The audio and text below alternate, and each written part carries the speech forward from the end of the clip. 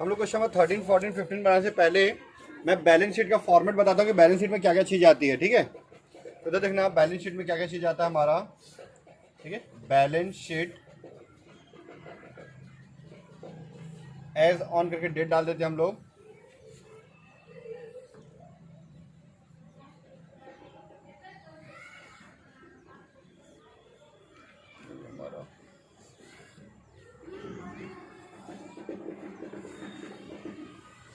ठीक है, ये अकाउंट नहीं है, ये बैलेंस शीट एक तरह का स्टेटमेंट है ये, इसलिए यहाँ पे डेबिट क्रेडिट नहीं लिखते हम लोग। ठीक है, इस साइड आता है हमारा लायबिलिटी।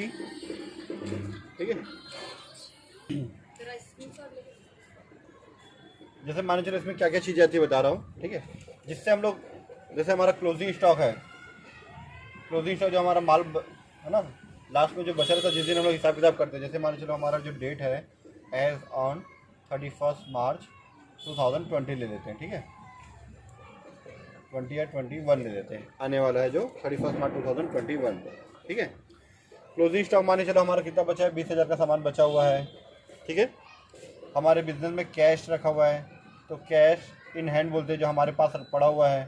कैश इन मतलब हमारे पास जो है। ठीक है, फिर एक होता है जो बैंक में रखा रहता है उसको बोलते हैं कैश एट बैंक।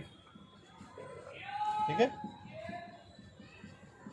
फिर उसके बाद मान चलो जिसको उधारी बेचे हैं तो हमारे पास क्या है, उसके पास अधिकार है हमारे पास उससे पैसा लेने का।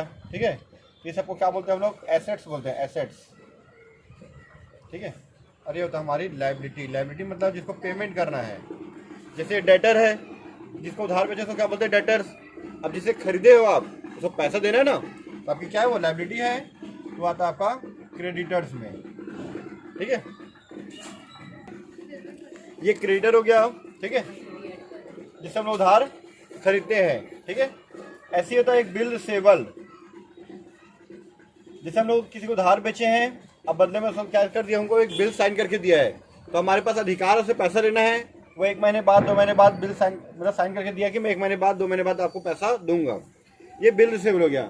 ऐसे हम किसी को बिल साइन करके देते हैं कि हम आपको पैसा देंगे करके, तो उसको क्या बोलते हैं, बिल पेबल। बिल्स पेबल हम साइन करके दिए कि हमको आपको पैसा देना है करके। ठीक है, जैसे यहाँ बैंक आया है, हमारा पैसा बैंक में जमा है तो बैंक कैश एट बैंक। अगर हम लोग बैंक से पैसा ज़्यादा निकाल लिए हैं तो बैंक ओवरड्राफ्ट। ठीक है, ये फैसिलिटी सबको नहीं मिलता, बिजनेसमैन लोगों को मिलता है। ठीक है, जिसका बिजनेस होता है, जो करेंट अकाउंट ओपन कराता है। ठीक है, उनका ट्रांजेक्शन अच्छा होने से बैंक उनको फैसिलिटी दे दी कि अगर आपके अकाउंट में अगर 2 लाख रुपए है, अगर आपको 3 लाख की लिमिट है तो आप 5 लाख निकाल सकते हो, मतलब 3 लाख रुपये आप एक्स्ट्रा निकाल सकते हो। आप 10,000 निकालो, 20,000 निकालो, 5,000 निकालो, 50 निकालो, 1 लाख निकालो, 2 लाख निकालो, 3 लाख रुपये तक आप एक्स्ट्रा निकाल सकते हो। जो भी नॉर्मली जो चार्ज होगा या इंटरेस्ट का जो है वो आपसे हम लोग ले लेंगे। ठीक है, उसको बोलते हैं हम लोग ओवर ड्राफ्ट। ठीक है, और यहाँ पे क्या आता है, जैसे कि हमारी खुद की ज़मीन है, लैंड, खुद की बिल्डिंग है तो लैंड एंड बिल्डिंग। ठीक है, जैसे मान चलो मैं मकान खरीदा है तो ज़मीन में तो बना ना, मकान हमें में तो नहीं बना है, तो लैंड एंड बिल्डिंग एक साथ लिख दिया मैंने। अगर अलग अलग है उसकी कॉस्ट, अगर आप अलग अलग निकाल सकते हो। ठीक है, कि पहले हम लोग प्लॉट लिए थे 5 लाख रुपए का, उसमें मकान बनाया है 10 लाख रुपए का, तो लैंड 5 लाख रुपए और बिल्डिंग जो है 10 लाख रुपए से लिख सकते हैं। अब एक साथ पूरा कंप्लीट खरीदे तो लैंड एंड बिल्डिंग 15 लाख रुपए। आपके बिजनेस में बहुत सारा प्लांट है ना, मतलब मशीनरी वगैरह है, तो प्लांट एंड मशीनरी, ये सब हमारी चीज़ें हैं ना, इसको बेचने से हमारे पास पैसा आएगा अगर फ्यूचर में बेचना चाहे तो। ठीक है, फर्नीचर एंड फिक्सचर्स। ठीक है, और जैसे गुडविल होता है, गुडविल क्या होता है मैं बताऊंगा आप लोगों को, गुडविल पेटेंट क्या होता है फ्यूचर में आप लोगों को मैं बताऊंगा ज़रूरत पड़ने के हिसाब से। ठीक है, और जैसे हम लोग इन्वेस्टमेंट करते हैं ना, कहीं पैसा लगाते हैं, उसको बोलते हैं हम लोग इन्वेस्टमेंट। ठीक है, इन्वेस्टमेंट।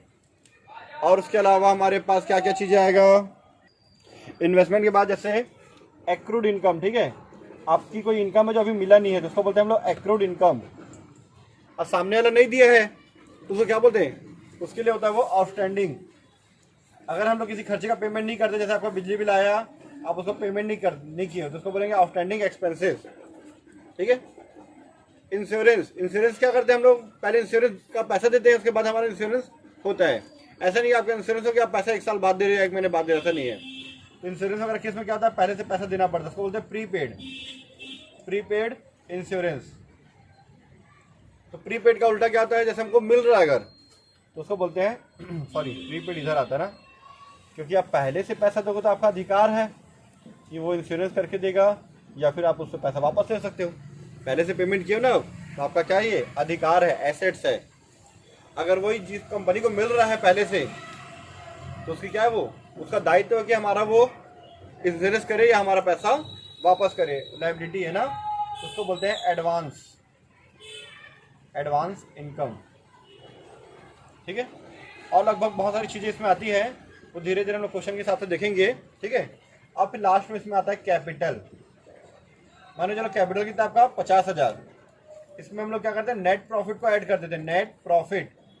तो नेट प्रॉफिट आप 50,000 बिजनेस में पैसा लगाए हो, आप 20,000 रुपये कमा लिए, तो कितना हो गया, ये 70,000 रुपये हो गया, ठीक है। अब 70,000 रुपये हो गया, तो आप कुछ पैसा घर लेके जाओगे, घर से लेके आए हो तो, है ना, कमाए भी हो तो लेके जाओगे। उसको क्या बोलते हैं हम लोग, ड्राइंग करना। जो बिजनेसमैन पैसा लगाता है तो कैपिटल, निकालता है तो ड्राइंग, ठीक है। अब उसमें से 10,000 रुपये लेके चला गया घर, ठीक है। इसको माइनस करते हैं हम लोग, माइनस करने के बाद जो 60,000 बाहर आएगा वो हमारा आंसर। इसके बाद हम लोग टोटल कर देते हैं दोनों साइड का टोटल करने के बाद अगर हमारा आंसर दोनों साइड का बराबर आ रहा है मतलब सही है, अगर हमारा आंसर बराबर नहीं आ रहा मतलब हम लोग कहीं ना कहीं है जो गलत बनाए हैं, ठीक है। कैपिटल दिया जो एल आएगा, एल में लेनदार एल, दे बिल एल, लायबिलिटी साइड ना, फिर building A, machinery A, debtor A, bill receivable A, प्राप्य पत्र, हस्ताक्षर cash in hand A, furniture A, bank overdraft, bank OD लिखा है ना, bank overdraft L, net profit L में आएगा कैपिटल प्लस, और क्लोजिंग स्टॉक आएगा ए में। ड्राइंग नहीं दिया इस क्वेश्चन में, ड्राइंग नहीं दिया है, तो यहाँ पे आप क्या करोगे, कैपिटल के साथ में नेट प्रॉफिट ऐड करके डायरेक्ट बाहर कर दो। जैसे 50,000 और ये 20,000 टोटल हो जाएगा 70,000, आप इसको डायरेक्ट बाहर कर देना, ठीक है। ड्राइंग अगर रहेगा तो माइनस करेंगे, नहीं रहेगा तो डायरेक्ट बाहर कर देंगे। चलो ठीक है। इसी तरह से क्वेश्चन नंबर 14 पर देख लेते हैं हम लोग।